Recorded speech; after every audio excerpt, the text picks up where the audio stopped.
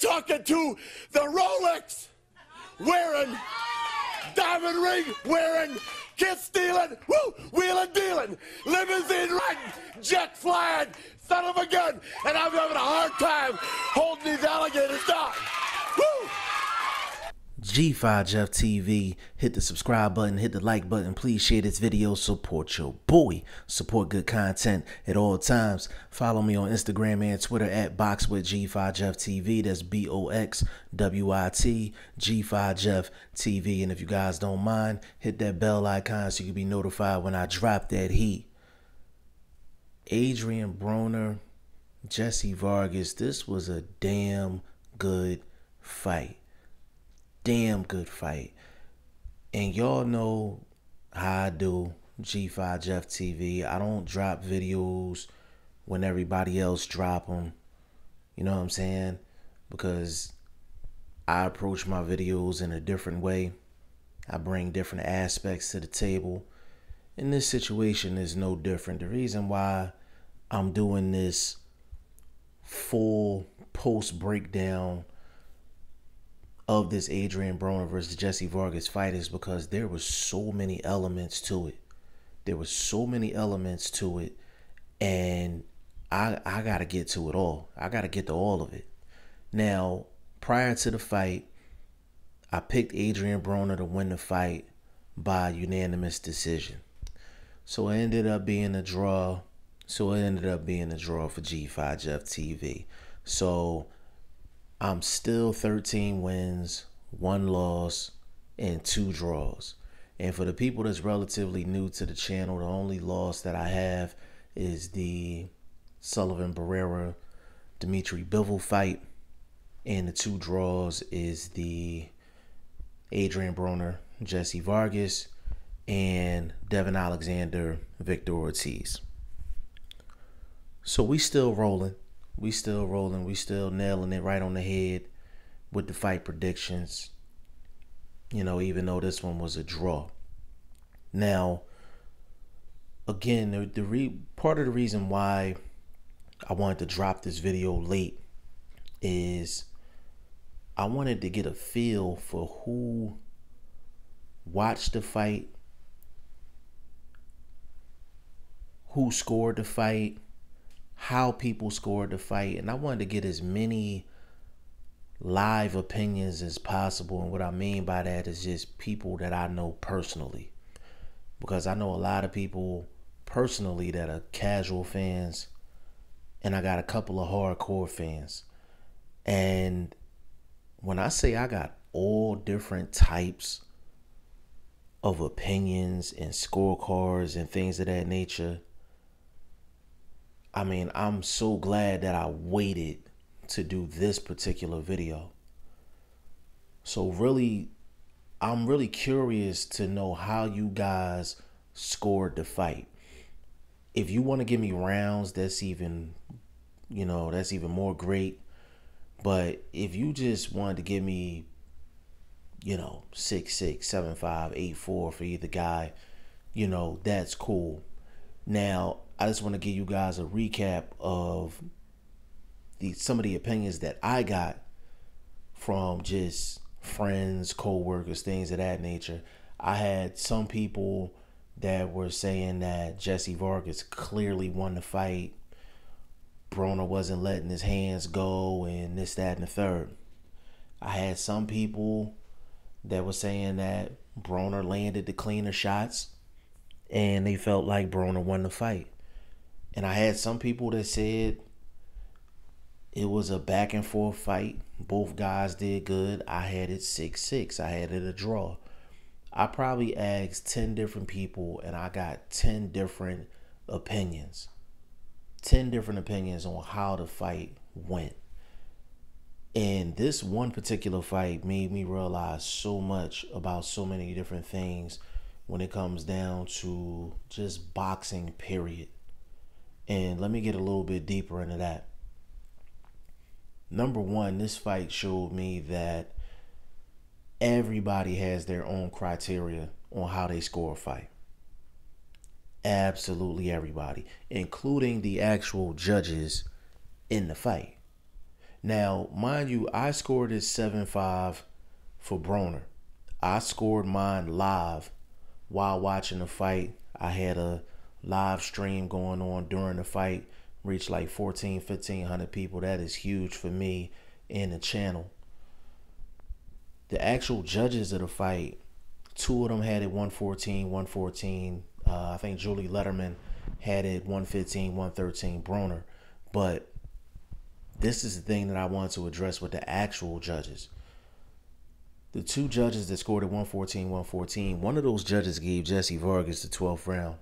And I truly don't understand how Jesse Vargas won the 12th round. Like, I watched the 12th round again, and I'm like, there's absolutely no way Jesse Vargas won that 12th round. But since he gave it to Jesse Vargas, that's what got this fight to be a majority draw. Now, secondly, casual fans and the way they score fights and hardcore fans and the way they score fights, to be honest, it's not that far off. It's not that far off at all. Like, casual fans, they're looking for whoever landed the cleanest shots, the hardest shots, and that's that. And the hardcore fans, you know, most of them are looking for not just that. You know, there's other aspects of boxing, ring generalship, movement, defense, things of that nature. Hardcore fans look into that as well in terms of scoring a round. But this fight just brought so many different opinions. And I'm going to start off with early in the fight. Early in the fight, Jesse Vargas, you know, he got busy. He got busy. Them hands was moving. He was going up and down with the shots. And you can tell he had Mike McCallum as his trainer, the body snatcher. Anybody that don't know Mike McCallum, the body snatcher is, definitely Google him and do your homework. One of the best body punchers of all time. And Jesse Vargas put in some serious work to the body versus Adrian Broner. Put some serious work in. I've never seen Jesse Vargas throw that many body shots in a fight. I mean, it was crazy. Absolutely crazy, the amount of shots that Jesse Vargas was throwing to the body early on. And it was a great strategy. Great strategy. And really the consensus is basically the first 4 rounds Jesse Vargas won. You know what I'm saying? The first round, neither guy did anything. I gave it to Vargas just off of activity. Round 2 and 3, definitely Jesse Vargas rounds. Round 4, debatable, but I gave it to Vargas. Now, from round 5 on, Broner went on a run. Broner went on a serious run. On my scorecard, I think I had him. I might have gave Broner like 4 or 5 rounds straight from like 5 on. I mean, he went on a real serious run. And what Broner started doing is he started throwing his hands. He started letting his hands go a little bit. And he started going to the body. And when he started going to the body, Jesse Vargas stopped throwing in, you know, combinations.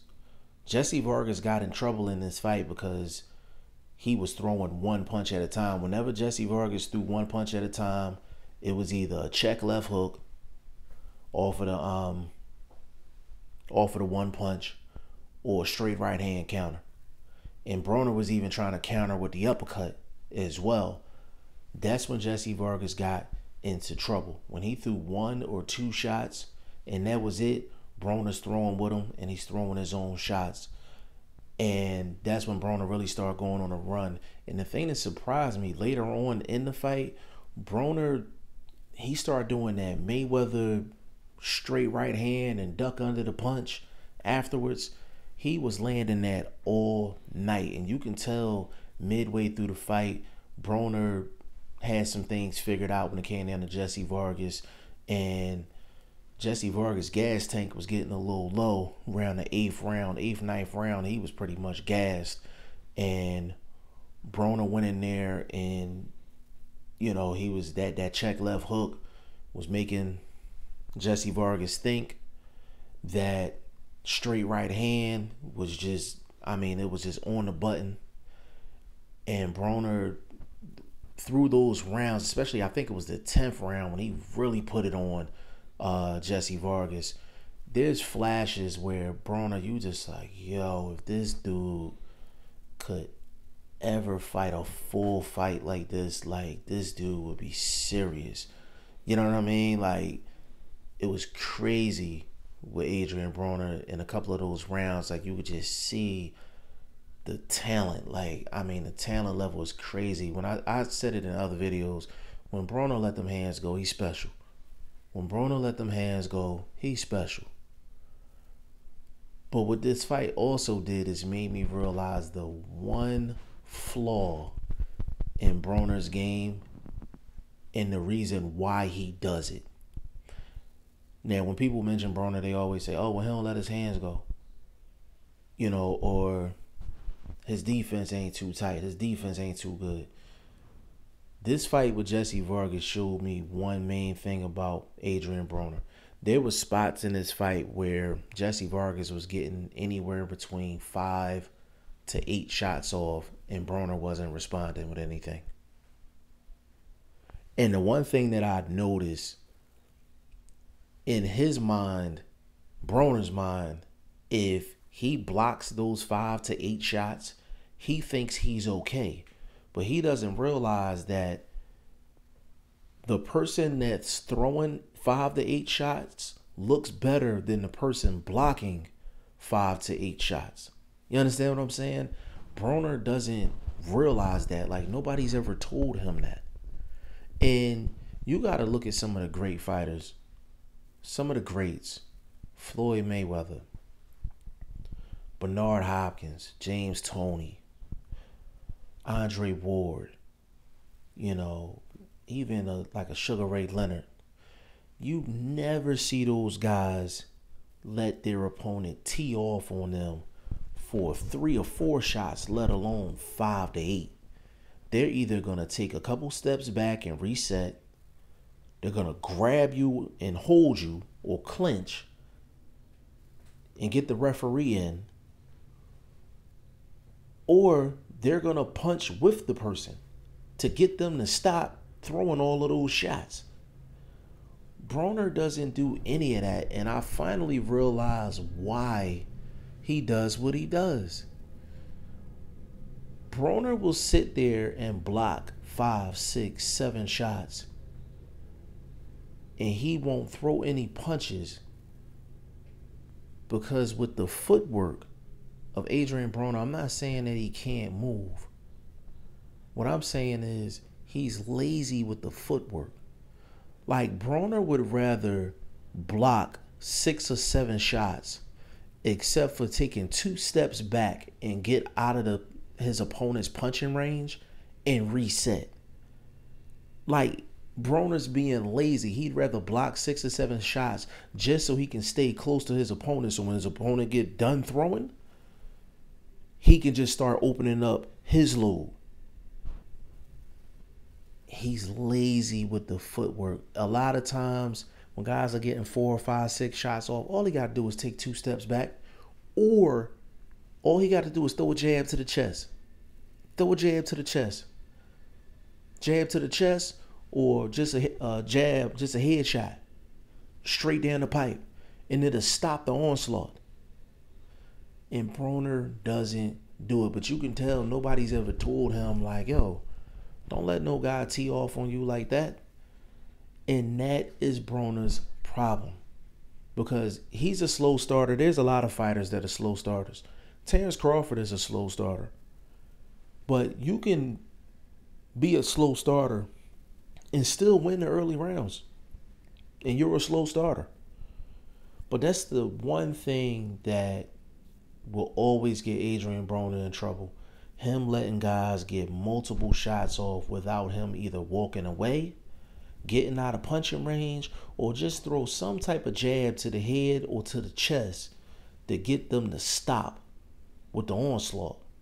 or even punch with them here and there. I'm not saying he got to punch with them every time, but punch with them here and there to make them think about throwing 4, 5, 6 punch combinations.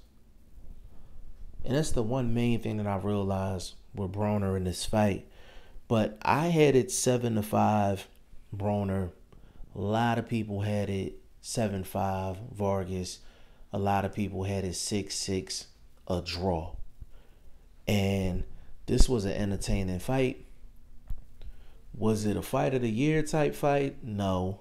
But is it a top 5 fight of 2018? Absolutely. Absolutely. And the thing is, both of these guys fought well. You've seen their strengths. You've seen their weaknesses. Period. And with Jesse Vargas, he has so much potential. And with him, people don't realize, like Mike McCallum, this is like his 5th or 6th trainer he's been with. And there's other guys in the sport that switch trainers like they switch draws. Like the main person I can think of is Chad Dawson. Chad Dawson done had like every trainer in the industry. Like he done had every trainer in the industry. And whenever guys be switching trainers like that, I'll be like, that's you. You know what I'm saying? Like, it's something with you. If Jesse Vargas would have had Mike McCallum, like from the jump, it would have been crazy. It would have been absolutely crazy.